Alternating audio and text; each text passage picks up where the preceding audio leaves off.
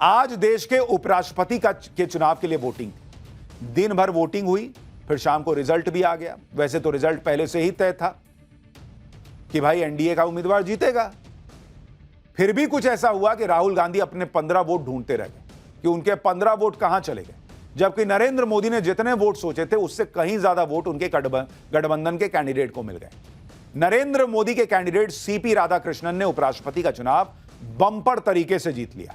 उन्होंने इंडी गठबंधन के कैंडिडेट बी सुदर्शन रेड्डी को हरा दिया। इस इलेक्शन में नरेंद्र मोदी 400 पार हो गए। 400 से ज्यादा वोट सीपी राधाकृष्णन को मिले जो एनडीए के कैंडिडेट थे, जबकि इंडी गठबंधन वाले जितने वोटों का दावा कर रहे थे उतने वोट भी उनके कैंडिडेट को नहीं मिले। उपराष्ट्रपति चुनाव में इंडी गठबंधन के साथ क्या खेला हो गया यह आपको आगे बताऊंगा, लेकिन साथ में यह भी बताऊंगा कि नरेंद्र मोदी कैसे एक ही काम पर रुकने वाले नहीं हैं। इधर नरेंद्र मोदी ने एनडीए के कैंडिडेट को उपराष्ट्रपति चुनाव में वोट डाला, उधर वो पंजाब हिमाचल के दौरे पर निकल गए, जहां पर बाढ़ बारिश से तबाही आई हुई है। जो लोग कह रहे थे कि पीएम तो विदेश के दौरों में व्यस्त है, अफगानिस्तान को मदद भेज रहे हैं, पंजाब को नहीं देख रहे, हिमाचल को मदद नहीं कर रहे, उन सभी की राजनीति को आज नरेंद्र मोदी ने एक झटके में खत्म कर दिया। आज की जबरदस्त राजनीतिक हलचल की एक एक तस्वीर आपको दिखाऊंगा। पहले ट्रेलर देखिए।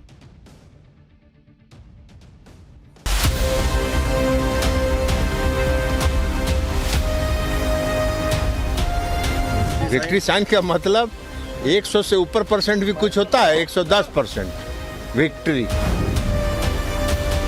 नैतिक तौर से जीत हमारी है। सवाल संख्या का नहीं है, सवाल है आप कहाँ खड़े हैं। अगर उपराष्ट्रपति का चुनाव बैलेट से हो सकता है, पेपर से, तो देश का चुनाव बैलेट पेपर से करवाने में क्या ऐतराज है? Sir, you are back from foreign tour. You working for the BJP?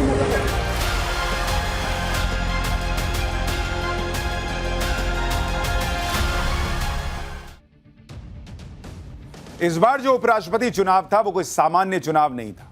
इंडी वालों ने खूब माहौल बनाया, सुप्रीम कोर्ट के एक पूर्व जज को कैंडिडेट बनाकर उतार दिया। इंडी वाले तो यहां तक दावा करने लगे थे कि वो चुनाव जीत जाएंगे, जबकि सब जानते थे कि नरेंद्र मोदी के नंबर के सामने संसद में इंडी वाले नहीं टिकते। लेकिन इंडी वाले अपने दावे करते रह गए। जब रिजल्ट आया तो इंडी वालों ने अपने जिन नंबर्स का दावा कर रहे थे वो नंबर भी उनको नहीं मिले। उपराष्ट्रपति चुनाव में कुल 767 वोट डाले गए, जिसमें से 15 वोट इनवैलिड करार दिए गए। कुल 752 वैलिड वोटों में से एनडीए कैंडिडेट सीपी राधाकृष्णन को 452 वोट मिले, जबकि इंडी गठबंधन के कैंडिडेट बी सुदर्शन को 300 वोट मिले। इस तरह सीपी राधाकृष्णन ने 152 वोट के अंतर से, मैसिव मार्जिन से उपराष्ट्रपति का चुनाव जीत लिया। उपराष्ट्रपति चुनाव में इंडी गठबंधन के साथ किस तरह खेला हो गया, अब आपको यह भी बताता हूं। राहुल गांधी तो कहेंगे उनका वोट चोरी हो गया क्या, उनके लॉजिक के हिसाब से अगर आप देखिएगा इस चुनाव में क्या हुआ है, जरा इसको देखिए। उपराष्ट्रपति चुनाव, उपराष्ट्रपति का चुनाव जो हुआ उसमें आपको बताता हूं कि किसके साथ क्या हुआ। अब आप देखिए, एनडीए यानी नरेंद्र मोदी के नेतृत्व में जो एनडीए था, इनके लोकसभा में कितने सांसद हैं? इनके लोकसभा सांसद अगर आप देखिएगा तो वो है 293 लोकसभा में एनडीए के। राज्यसभा में कितने सांसद हैं? राज्यसभा में इनके सांसद हैं 134। तो दोनों जोड़ दीजिएगा तो ये कुल कितना बैठा बॉस? ये दोनों मिला के बैठेगा 427। अब आज वोट कितने मिले एनडीए को, एनडीए के कैंडिडेट को, सीपी राधाकृष्णन को वोट कितने मिले? 452। यानी कितना हो गया? 25 प्लस वोट मिल गया बॉस। भाई 427 है एनडीए में, वोट मिला 452, अतिरिक्त सांसदों का समर्थन 25 प्लस। अब तो ये तो बैलेट से वोटिंग हुई है, कोई ये भी नहीं कह सकता कि ईवीएम में डाले वोट उधर चला गया इधर। अब राहुल गांधी की परिभाषा से वोट चोरी हुआ या नहीं हुआ ये तो वही जाने, लेकिन आपको इंडी वालों का हाल दिखाता हूं कि इंडी वालों के साथ क्या खेला हो गया। इंडी गठबंधन के लोकसभा में कितने सांसद हैं भाई? उनके हैं 234 सांसद हैं उनके लोकसभा में। उनके राज्यसभा में कितना का समर्थन है? 91 के करीब कहा जाता है कि उनका राज्यसभा में समर्थन है। तो उनके कुल वोट कितने हो गए? 315। इन दोनों को जोड़ दीजिए तो 315 बैठता है। लेकिन वोट मिले कितने? उनको वोट मिले 300, यानी -15 लेबल आया, यहां भी 15 गायब हो गए।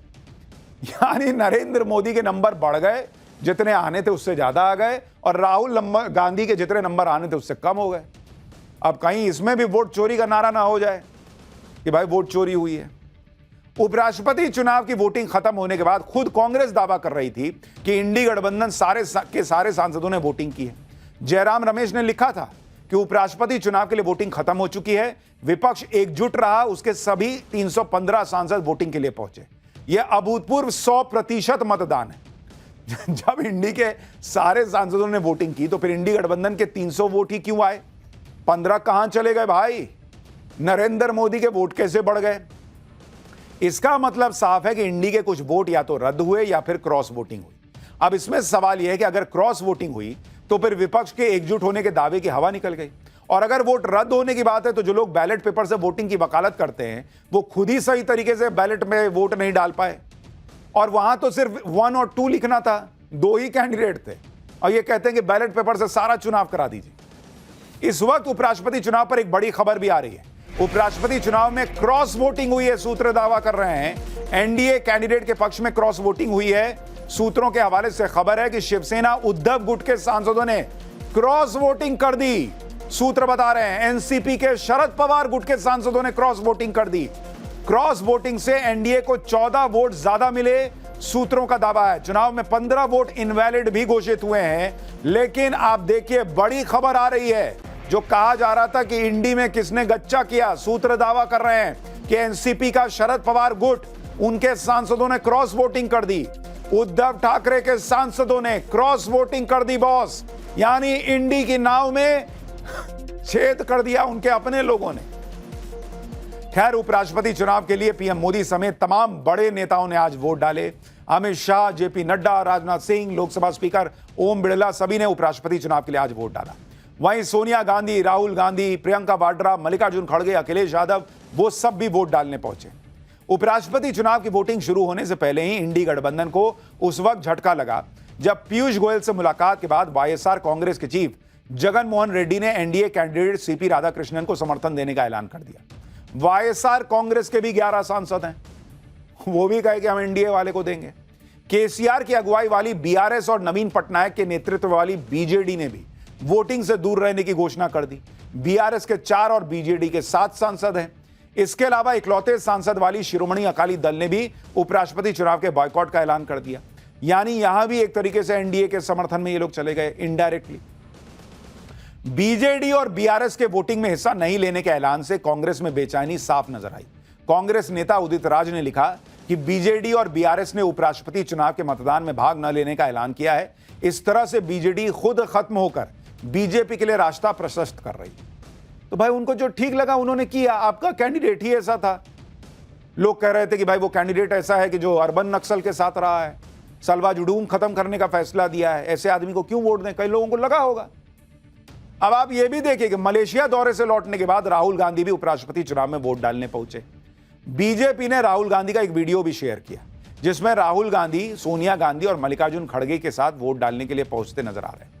वहां खड़े कुछ लोग वोटिंग के लिए रास्ता बताते हुए आगे बढ़ने का इशारा भी करते दिख रहे हैं, लेकिन राहुल गांधी अचानक दूसरी तरफ चले गए, जिसके बाद एक शख्स राहुल गांधी को बुलाने के लिए उनकी तरफ भागता हुआ नजर आया। बीजेपी ने इस वीडियो को शेयर करते हुए कैप्शन लिखा, क्या कंफ्यूजन है। मतलब बीजेपी कह रही है कि सब बता रहे हैं कि इधर वोट डालना है, साहब उधर किधर चले गए। जब राहुल गांधी वोट डालकर बाहर निकले तो उनसे रिपोर्टर ने वोट पर और उनकी विदेश यात्रा पर सवाल पूछा। राहुल गांधी भड़क गए, रिपोर्टर से कहने लगे क्या वो बीजेपी के लिए काम करता है। सुनिए एक बार Rahul Gandhi. Rahul ji, cast your vote, sir. Sir, you cast your vote. Like to tell us? What would you like to say? Sir, you're back from a foreign tour. You working for the BJP? Rahul Gandhi पत्रकारों के सवाल तभी तक देते हैं, सवालों के जवाब तभी तक देते हैं जब तक उनके मन का सवाल हो। जैसे ही एक सवाल पूछिए कि भाई आप विदेश से लौट आए, तुम बीजेपी के आदमी हो जी। इंडी गठबंधन ये जानता था कि वो हारी हुई लड़ाई लड़ रहा है, और आज उपराष्ट्रपति चुनाव की वोटिंग के लिए पहुंचे इंडी गठबंधन के नेताओं ने के बयानों ने भी साफ कर दिया था कि वो हार मान चुके हैं। आप भी कांग्रेस नेता रेणुका चौधरी, सपा प्रमुख अखिलेश यादव और आरजेडी सांसद मनोज झा को आप सुनिए, आपको समझ में आ जाएगा कि क्या होना था। हार जीत अलग बात है। इलेक्शन में हर एक को हारना है, एक को जीतना है, तो वो अलग बात है। मगर नैतिक तौर से जीत हमारी है।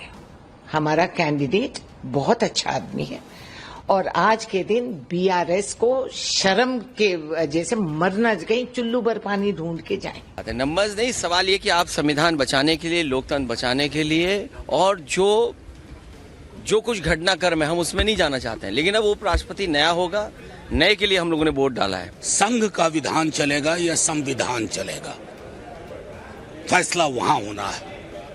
आंकड़े अगर संविधान के पक्ष में नहीं आते हैं तो ये सामूहिक चिंता का विषय होनी चाहिए। इनका कैंडिडेट जीतेगा तो संविधान के पक्ष में आंकड़े, नहीं तो नहीं है। क्या हिसाब है बॉस? आपने कैंडिडेट खड़ा किया, आपको पता है आपके पास नंबर नहीं है। एक्चुअली ये लोग इसलिए भी ये सब चुनाव करते हैं, इधर उधर चुनाव लड़ने में अपना कैंडिडेट खड़ा करते हैं ताकि कार्डर का मनोबल बना रहे, वरना भाई उसको लग गया कि हम तो अभी आने ही वाले नहीं है बहुत साल तक, तो क्या करेगा फिर? ठंडा पड़ जाएगा, मशीन ठंडी पड़ जाएगी। इसलिए कुछ कुछ करते रहो, लड़ते फिरते रहो वाला हिसाब।